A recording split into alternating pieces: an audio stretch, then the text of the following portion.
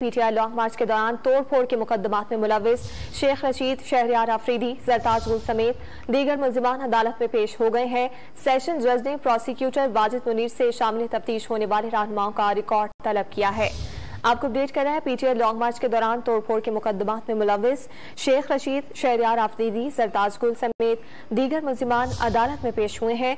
शहरियार आफरीदी की दरखास्त जमानत पर बहस कुछ देर बाद होगी और पुलिस की जानिब से इस्तफसार किया गया है कि क्या शहरियार आफरीदी शामिल तफ्तीश हुए हैं। जज की जानिब से इस्तफसार किया गया, जिस पर तफ्तीशी अफसर ने कहा कि शहरियार शामिल तफ्तीश हो गए हैं। बयान भी लिखा गया है। जजेस की जानिब से रिमार्क्स दिए गए हैं कि थाना वाइज दरखास्त सुनी जाएगी और इस पर बहस भी की जाएगी।